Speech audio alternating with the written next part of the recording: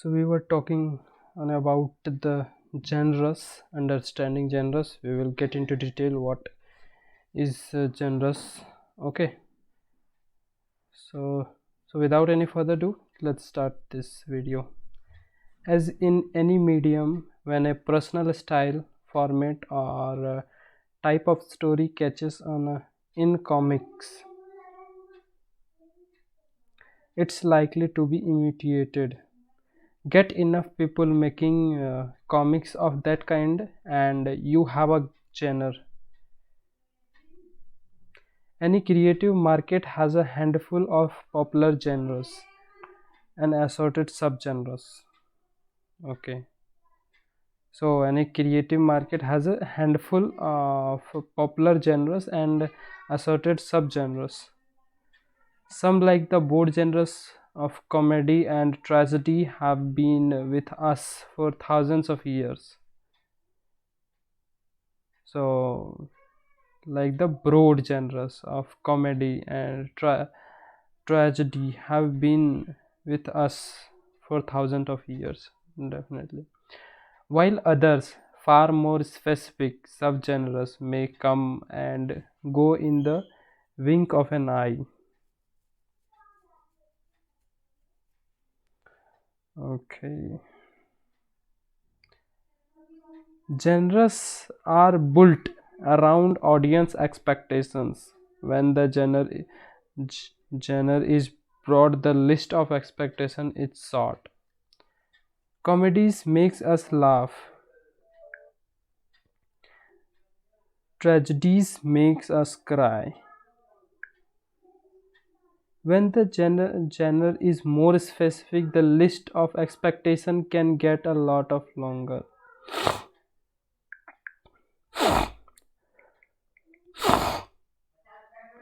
Sorry.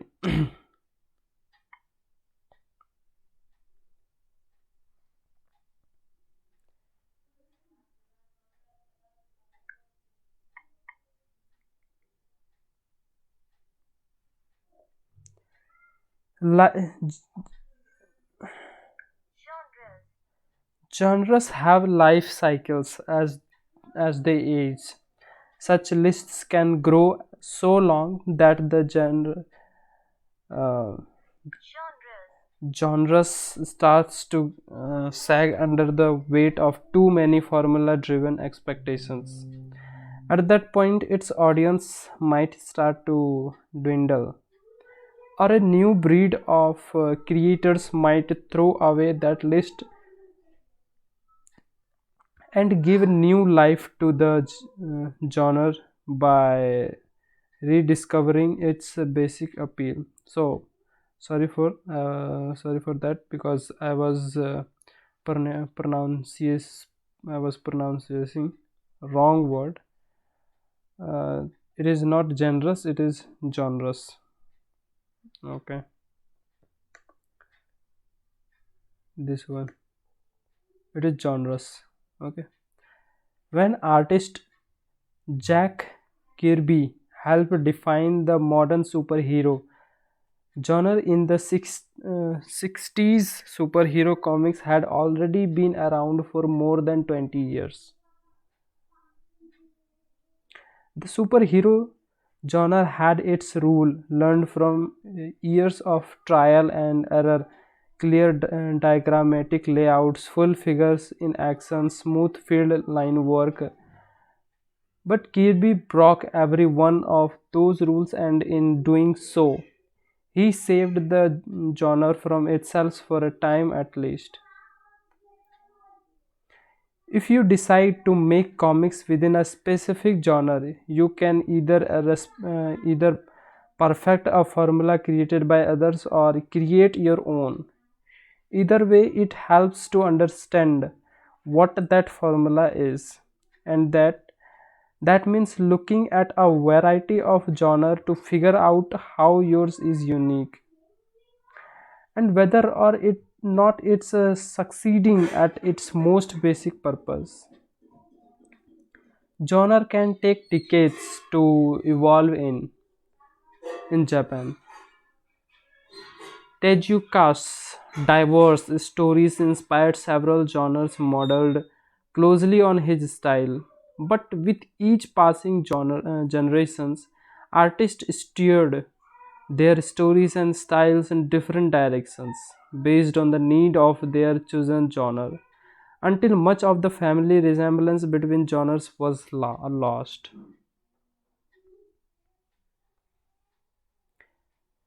Tezuka's 50s hit Might Atom was a clear uh, progenitor of started in Simra's stylistically similar. So, what the hell it is? Let it go. Now I'm moving further. Ask yourself, is the genre you want to work in still growing? Is there anything you can do to accelerate its growth? Yeah, it's a kind of, I want to tell you about what I exactly think about it, and that means genre. When I started to write comics, and when I was very curious to write the comics, and then I started to wrote script, and what I find at the end, it was very difficult, you know, to be continue till the end, from the starting until the end, because if you want to make a story, you have to be, you have to keep patience, because you will have to choose only one style, so that you will have a, a flow in your chart, in your, in your comics, in your story, in your video, whatever you are making. So you need only one topic, not only one topic, but whatever you are making, there should be, flow is very important. It will take you to the end result. It will take you to the, it will give you a good result, or the it will provide you too many things that you want, and nothing else. Let it go. One person can have an enormous impact on a genre, or even a whole nation of comics. Tezuka's massive output saved a century of manga, while Kirby's dynamic approach was the face of American mainstream comics for many years.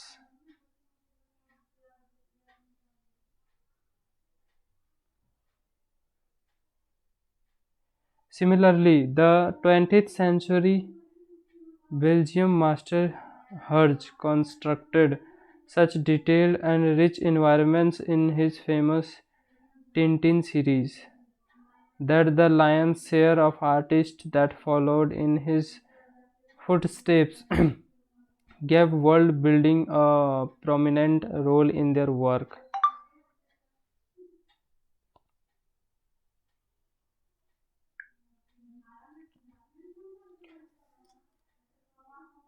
European comics from both the North American and Japanese variety for many years. In recent years, world-class cartoonists like Hayao Miyazaki have been more inclined to borrow ideas from across the world, leading to a blurring of the boundaries between regional styles. While a worldwide culture of artists on the web have been blurring the boundaries even more with an explosion of diverse genres and styles not constrained by regional markets. So it's a very also important, when you are wherever you are. I mean to say, right now I am Indian. Yeah, I'll be Indian in future also. So I have a, a different kind of cultures. It is different from the American, different from the, and also even when I'm in Indian, when I'm in India, uh, and yeah, I am in India. So in India also there are lots of culture available in India. So if you have a variety of diverse genres are available in my mind. So where I'm right now, I have a different kind of culture. So that is in my mind. That kind of art is in my mind. So it also depends on the culture. You can make your own artistic way to see whatever around you, right? or the need to battle for self space. If these trends continue, we might ask if the whole idea of genres might become marginalized. Is such a thing possible though, and if possible, would it help or hurt comics? The answer, as usual, depends on who you ask. Some critics and artists dismiss all genre comics as bland, common dominator stuff products of stunned artistic and literary ambitions. They will tell you that the most important works of literature tend to defy such categories at least until nerds like me classify them after the fact. If you agree and would rather go your own way, be a genre of one and not try to fit into onto anyone's self, more power to you. You will be following in the footsteps of giants. On the other hand, plenty of history's great cartoonists just wanted to tell the best story they could. And if that meant working within a genre, fine, they enjoyed the company. Once again, there is no right answer. All we can say for sure is that genre can repent and they can rot. But if one flavor of comics is all you ever try, you might never taste the difference. You might never taste the difference.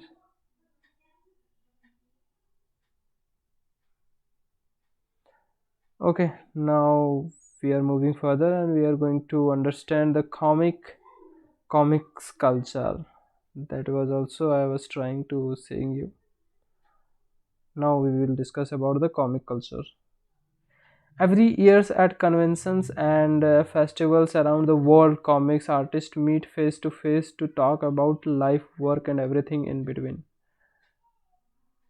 Ask a thousand of them what they want out of comics, what makes it all worthwhile, or what it takes to succeed, and you will get a thousand different answers. But listen closely, and you may notice some common themes: shared ideals, shared values, shared goals. Like campfires, these are the underlying philosophies that creators have gathered around through the years. The belief that bind like-minded artists together with a sense of common purpose. In fact, I think that many artists are drawn to just four. These campfires don't number in the thousands though. First is the devotion to beauty, craftsmanship, and a tradition of excellence and mastery. Then there is the devotion to the content of a work, putting craft entirely in the service of its subject. The desire to create art that our descendant could dig up in 1,000 years and still think, hey, this is good stuff. The belief that if the power of the story's characters comes through, then nothing else matters. The understanding that perfection may not be attainable in this life, but that's no reason not to strive for it. The willingness to tell a story so seamlessly that the tailor of the story all but vanishes in the telling. Then there is the devotion to comics itself, to figuring out what the form of comics is capable of. And finally, the desire for honesty, authenticity, and a connection to real life. The eagerness to turn comics inside out and upside down in an effort to understand the form's potentials more fully. The determination to hold up a mirror to life's face, warts and all, and and to resist pandering or selling out. The willingness to let craft and story take a back seat in necessary in pursuit of new ideas that could change comics for the better. The conviction of artists to remain truth to themselves while never taking themselves too seriously to fly no one's flag.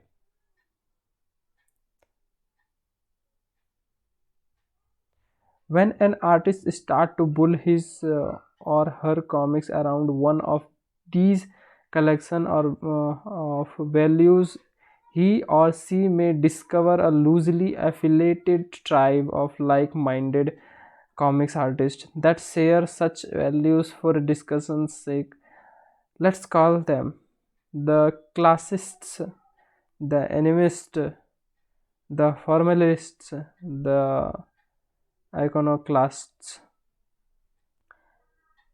The classists, excellence, hard work, mystery of craft, the quest for enduring beauty.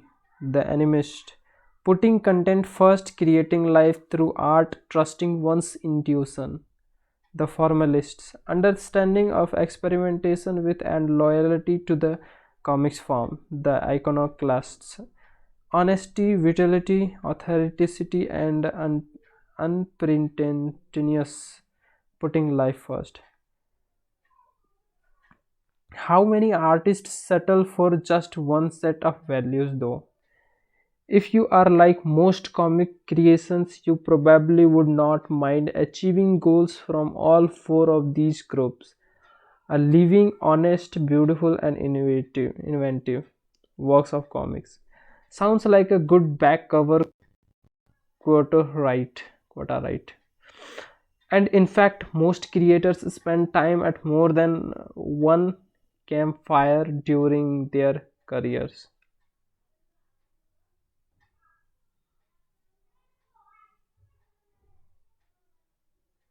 But usually you can still which one burns brightest for a given creator. And there is almost always one of the four that burns rarely or not at all of them.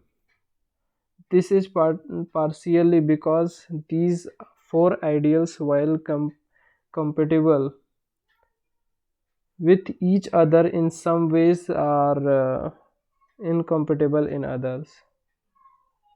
For example, the classist and animist ideals build on tradition of craft and storytelling, which normalists and iconolasts enjoy overturning. And classists and formalists share a focus on art for art's sake, in contrast to the animist iconolast's tendency to see art primarily through life's lens. When a comic artist shows a strong attraction to two of these ideals, it's usually one of these adjacent pairs. For example, adventure strip master Million Canif put story first in the mold of the animist, but his impeccable compositions betray a classist's eye.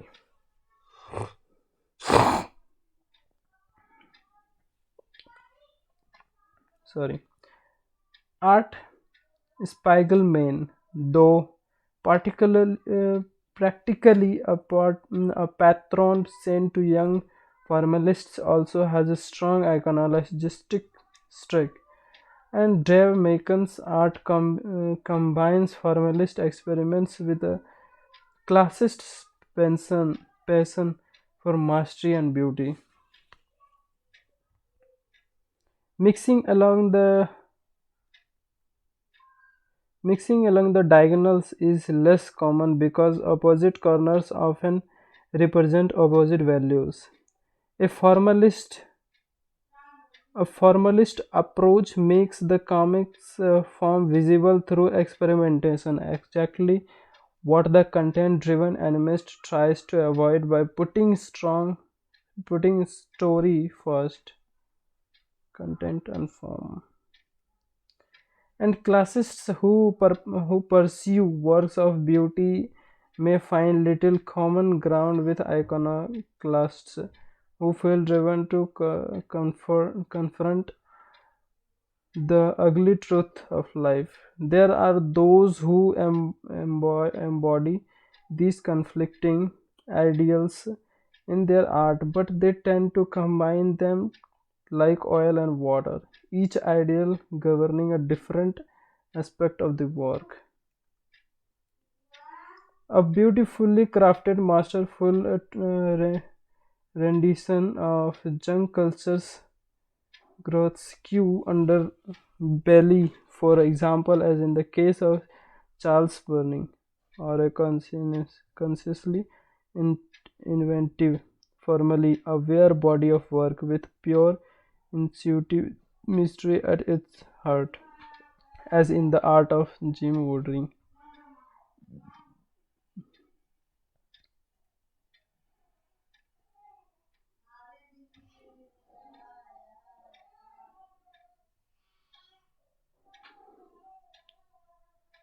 That's for the today. See you in the next video. Thank you.